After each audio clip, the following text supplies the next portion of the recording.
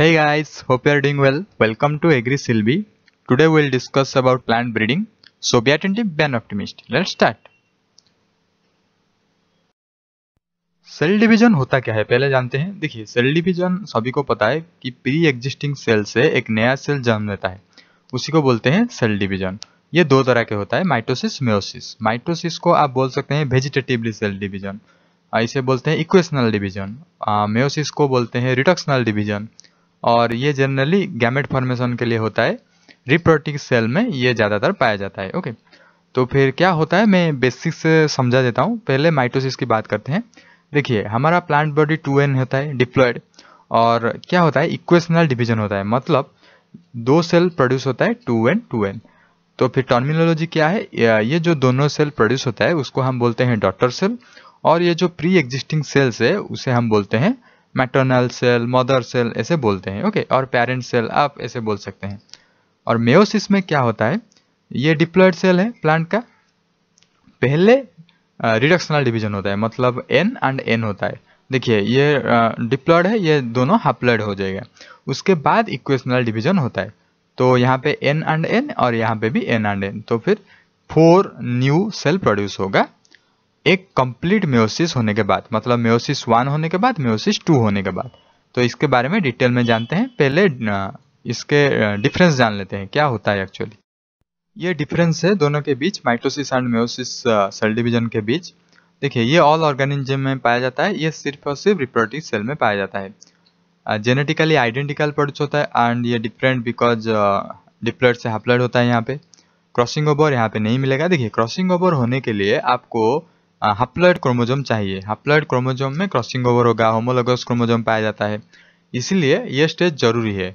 ये जनरली होता है मेयोसिस 1 प्रोफेज में। ओके, तो मेयोसिस 1 प्रोफेज आपको सिर्फ और सिर्फ यहाँ पे मिलेगा ना, इसीलिए यहाँ पे no crossing over, no homologous chromosome. Okay, number of division 1 या नंबर ऑफ डिवीजन 2। मैंने जैसे कि बोला, मेयोसिस 1 जो कि रिडक्शनल डिवीजन है, मेयोसिस 2 जो कि इक्वेशनल डिवीजन है। Okay, so finally 2 diploid cell आपको मिलेगा, यहाँ पे 4 हैप्लॉयड सेल। ओके, जनरली मैं बता चुका हूँ ये सारी चीज। तो देखते हैं माइटोसिस में होता क्या है। माइटोसिस तीनों फेज में होता है, इंटरफेज, माइटोसिस, देन साइटोकाइनेसिस। देखिए, इंटरफेज आपको पता होगा सबसे लॉन्गेस्ट सेल डिवीजन है, और इसीलिए इसको फर्दर डिवाइड किया गया है 3 तरह, मतलब G1, S, G2। G1 मतलब गैस्टेशन 1, S मतलब सिंथेटिक, एंड G2 मतलब गैस्टेशन 2। देन माइटोसिस, इसके बारे में हम डिटेल में चर्चा करेंगे, और साइटोकाइनेसिस, ये इसको सिर्फ आप ऐसे बोल सकते हैं साइटो वर्ड से आपको पता चल गया होगा। ये साइटोप्लाज्म से रिलेटेड है, मतलब जेनेटिक से नहीं रिलेटेड है। मतलब क्रोमोजोम डिवीजन होने के बाद, जो नया नया क्रोमोजोम फॉर्मेशन होने के बाद सेल प्लेट फॉर्मेशन होता है, ये साइटोकाइनेसिस में गल्जी बड़ी माइटोकॉन्ड्रिया, इसकी मदद से एक सेल प्लेट फॉर्मेशन होता है। इतना सिर्फ आप याद रखेंगे साइटोकाइनेसिस में। तो फिर डिटेल में जानते हैं इंटरफेज होता है लॉन्गेस्ट स्टेज, इसीलिए इसे फर्दर डिवाइड किया गया है। G1 देखिए, pre DNA replication, S DNA synthesis, G2 post DNA replication. पहले pre DNA replication, then DNA replication और DNA synthesis, then post DNA replication. बहुत ज्यादा सिंपल है, आपको सिर्फ याद क्या रखना है। देखिए, G1 में प्रोटीन एंड आरएनए सिंथेसिस होता है। सिंथेसिस फेज में सिर्फ डीएनए सिंथेसिस होता है, but protein and RNA synthesis G1 में होता है। ओके, जब हम सेल डिवीजन को डिटेल में पढ़ेंगे तब कुछ टर्मिनोलॉजी आपको याद रखना चाहिए, जैसे कि पहले तो जानते हैं कहाँ पे क्रोमोसोम है। देखिए, ये है न्यूक्लियस, न्यूक्लियस के अंदर है न्यूक्लियोलस। तो जब सेल डिवीजन स्लोली प्रोग्रेस करेगा तो फिर क्या होगा, ये जो न्यूक्लियोलस है ये डीजेनरेट हो जाएगा। ओके, इसीलिए यहाँ इसके अंदर आपको मिलेगा क्रोमोसोम। देखते हैं, देखिए इस सेल को अगर हम मैग्नीफाइंग करेंगे, देखिए इसके अंदर आपको मिलेगा ये क्रोमोसोम, और इस क्रोमोसोम को अगर हम एनालिसिस करेंगे आपको मिलेगा coiled DNA molecule along with क्या, एलोंग विथ हिस्टोन प्रोटीन। मतलब आप ऐसे बोल सकते हैं histone protein plus DNA molecule होता है क्रोमोसोम। और ये एक्चुअली कॉइल्ड डीएनए मॉलिक्यूल होता क्या है, ये होता है न्यूक्लियोटाइड से बना हुआ है, DNA as backbone. Okay, simple just. Chromosome को ओरिजिनल से देखते हैं, क्योंकि हम जब सेल डिवीजन पढ़ेंगे वहां पे छोटे छोटे क्रोमोसोम होंगे। देखिए, क्रोमोसोम को सेंटर को बोलते हैं सेंट्रोमियर, और ये जो दो चीज होता है इसको बोलते हैं जो साइड में काइनेटोकोर। ये जो सेंट्रोमियर होता है यहाँ पर अटैच होता है क्या, स्पिंडल फाइबर। ओके, ये बहुत ज़्यादा जरूरी चीज़ है, ये बहुत ही अच्छा सा पोजीशन है, आपको याद रखना चाहिए। उसके बाद देखिए क्रोमोजोम आर्म, यहाँ पे कितना आर्म है, 4 आर्म है। और क्रोमाटिड किसको बोलते हैं, 2 आर्म मिलकर एक क्रोमाटिड मिलकर बनाएंगे। ओके, और एक क्रोमोजोम आर के एंड में जो होता है उसको बोलते हैं टेलोमियर। ओके, और ये क्रोमोजोम है की point of inheritance. Okay, interphase खत्म हो गया, अभी देखते हैं माइटोटिक फेज क्या होता है। देखिए माइटोटिक फेज उसको भी डिवाइड किया गया है, जैसे कि प्रोफेज, मेटाफेज, एनाफेज, टेलोफेज। हम डिटेल में डिस्कस नहीं करेंगे, सिर्फ जो कि एग्जाम के लिए इंपॉर्टेंट है वही चीज डिस्कस करेंगे। जैसे कि प्रोफेज, प्रोफेज क्या होता है, ये माइटोटिक सेल डिवीजन का जो फर्स्ट फेज होता है प्रोफेज होता है। तो इसमें क्या होगा, जो क्रोमोजोम होगा वो सारे के सारे थ्रेड लाइक होगा, तो ये स्लोली कंडेंस होता है, मतलब थिक होता है एंड डेंस होता है, अच्छे से विजिबल होता है, सो स्लोली होता है। तो प्रोफेज में ये जो थ्रेड लाइक क्रोमोजोम है ये स्लोली कंडेंस होगा।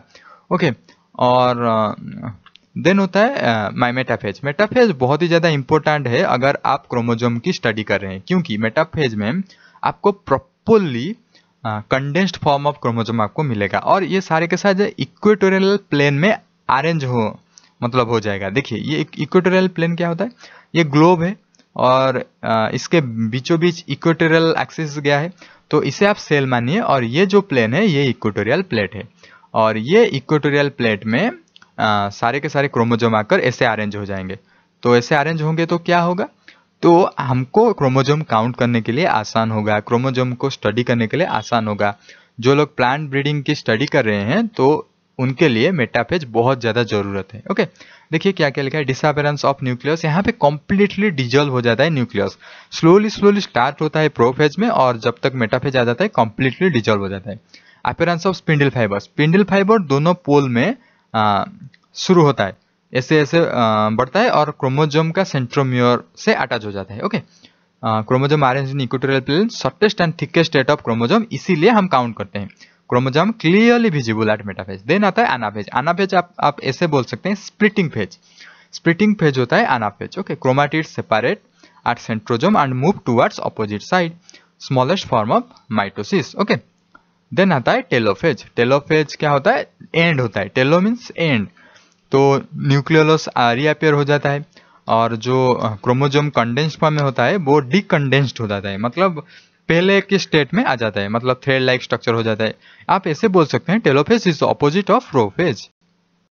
देन एंड में साइटोकाइनेसिस, पहले इंटरफेज आया, उसके बाद माइटोसिस, देन फाइनली साइटोकाइनेसिस। देखिए साइटोकाइनेसिस टेलोफेज के बाद आता है, जैसे कि मैंने पहले ही बता चुका हूं, साइटो वर्ड से आपको पता चल गया होगा, एंडोप्लाज्मिक रेटिकुलम, गोल्जी बॉडी, ये सारे के सारे ऑर्गेनाइज करते हैं सेल प्लेट फॉर्मेशन। ओके, फ्राइगोप्लास्ट भी आप बोल सकते हैं अगर प्लांट की बात करें तो आप।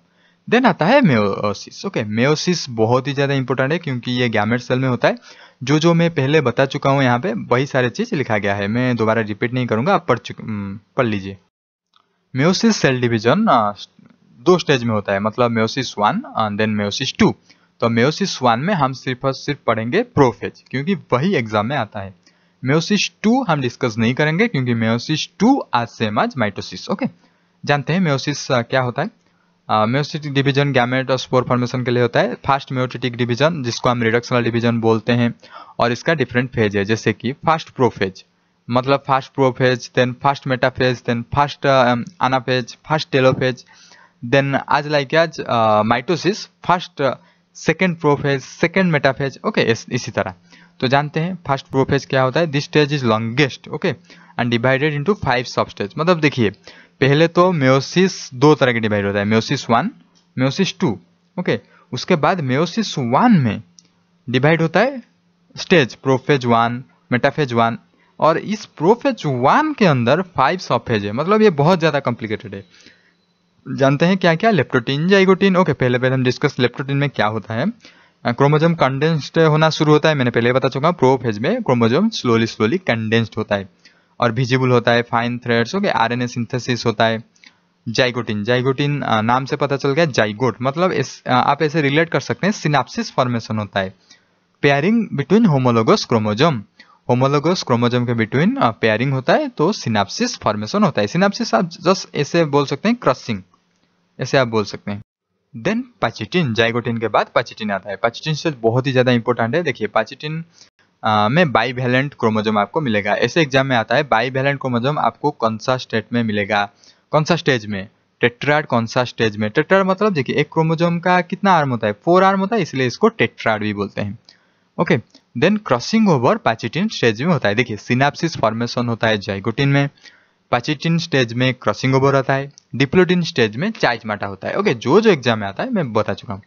डाइकाइनेसिस क्या होता है, चाइजमाटा जब खत्म होता है तभी डाइकाइनेसिस शुरू होता है, और ये सबसे लास्ट स्टेज है प्रोफेज 1 का। ओके, देन मेयोसिस 1 का फिगर आप देख लीजिए, सिर्फ पढ़ने से कुछ नहीं होगा, अगर एक फिगर माइंड में हो जाएगा तो फिर आपको याद रखने में आसानी होगा। देखिए मेयोसिस में जैसे कि मैंने बोला प्रोफेज 1, यहाँ पे आपको मिलेगा पाचिटिन, जाइगोटिन, ये सारे स्टेज आपको मिलेगा, लेप्टोटिन, जाइगोटिन, पाचिटिन। ओके, देन देखिए यहाँ पे आपको सिस्टर क्रोमैटिल ये दोनों होता है, और टेट्राइड इसे हम बोलते हैं क्योंकि ये 4 आर्म होता है। देखिए 1 2 3 4, और ये एक होमोलोगस पेयर है। ओके, देन मेटाफेज 2, मेटाफेज 2 में क्या होता है, ये इक्वेटोरियल प्लेन में आ जाता है। और अनाफेज 1 में स्प्लिटिंग होता है एंड रिडक्शन होता है। ओके, यहाँ पे n, यहाँ पे n, मतलब पहले तो 2n होता है, देन उसके बाद यहाँ पे n चला जाता है, यहाँ पे n चला जाता है। होमोलोगस क्रोमोसोम का क्या होता है, स्प्लिटिंग होता है। नेक्स्ट आता है मेयोसिस 2। देखिए मेयोसिस 2 मैं पहले बता चुका हूँ, meiosis 2 is similar as mitosis, आप ऐसे बोल सकते हैं माइटोसिस। ये माइटोसिस को इक्वेशनल डिवीजन भी बोलते हैं, और ये भी एक मेयोसिस 2 इक्वेशनल डिवीजन है। मतलब n होता है ना मेयोसिस 1 में, और ये जाकर प्रोड्यूस होता है n and n, here also n and n, मतलब एट लास्ट आपको 4n मिलेगा।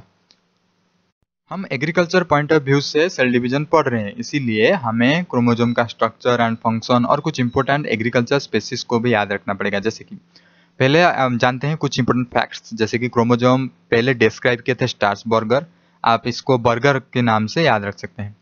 और क्रोमोसोम फर्स्ट यूज्ड बाय वेल्डेयर, आप ऐसे वेल्डिंग से याद रख सकते हैं। Chromosome members can be counted relative, ये माइटोटिक मेटाफेज, इसको हम पहले डिस्कस कर चुके हैं। देन आता है कुछ इंपोर्टेंट स्पेसिस, जैसे कि बार्ली का 14, ये चीज आप ऐसे रिलेट करके याद रख सकते हैं। बार्ली इक्वल टू आवर बाजरा इक्वल टू पी आवर राई। देखिए पी सभी को पता है, मेंडल ने इसके ऊपर रिसर्च किए थे, 7 पेयर, मतलब total chromosome 14, 2n is equal to 14, n is equal to 7। और देन आता है टोमेटो, टोमेटो का आपको याद रखना ही पड़ेगा 24। देन ओनियन का 16, बहुत ही बार पूछा गया है एग्जाम में, बहुत ज़्यादा इंपॉर्टेंट है। टोबैको 48, राइस का तो सभी को पता है 24। देखिए टोमेटो एंड राइस का सेम है, इसी तरह आप रिलेट करके याद रख सकते हैं। देन आपको याद रखना चाहिए पोटैटो का, देन मेज का, ओके मेज का 20। ओके, ये तो हो गया इंपॉर्टेंट प्लांट का, और कुछ इंपॉर्टेंट एनिमल का भी याद रख लेते हैं। जैसे कि हनी बी, इसका 32। देखिए ऐसे आप याद रख सकते हैं। ओनियन का कितना है 16, ओनियन का 2n इजिकल टू 16 है, पर हनी बी का n इक्वल टू 16 है, मतलब 2n इजिकल टू 32। और राउंड वार्म, हॉर्स, ये देखिए ये सारे के सारे लो ऑर्गेनिज्म कैटेगरी में आता है, मतलब जो हम फाइलम पढ़े हैं तो ये राउंड वार्म ये सारे लो कैटेगरी में आते हैं, जैसे कि आस्केलपिडास। ओके, ये सारे, तो इसीलिए इनका क्रोमोसोम नंबर बहुत ही कम होता है, ओनली 2। देखिए मैं एक ट्री की बात कर रहा हूँ, सेक्वा सेमीपर्विनेंस, ये एक बहुत ही बड़ा लार्ज ट्री है, और इसका माना जाता है इसका क्रोमोसोम नंबर सबसे ज़्यादा है।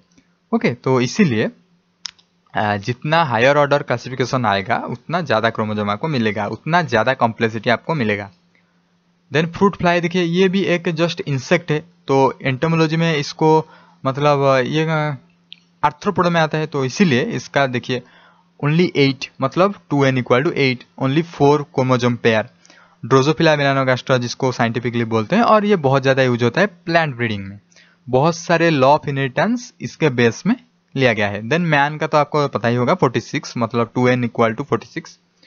देन हाउस फ्लाई 14, इंपॉर्टेंट नहीं। रैट के आपको याद रखना पड़ेगा 4, क्योंकि रैट में बहुत ज़्यादा एक्सपेरिमेंट होता है प्लांट ब्रीडिंग को लेकर। तो कुछ इंपॉर्टेंट टर्म्स जैसे chromatin, composed of DNA, protein and RNA. Chromatin मतलब DNA, protein and RNA. Histone protein मैंने आपको बता चुका हूँ, हिस्टोन प्रोटीन डीएनए के साथ साथ होता है, डीएनए के सराउंडिंग में हिस्टोन प्रोटीन आपको मिलेगा। Chromosome compost of nucleic acid, nucleic acid DNA deoxy ribonucleic acid, ribonucleic acid DNA, okay, deoxy ribonucleic acid, मतलब यहाँ पे डीऑक्सी एक ऑक्सीजन कम होता है। सो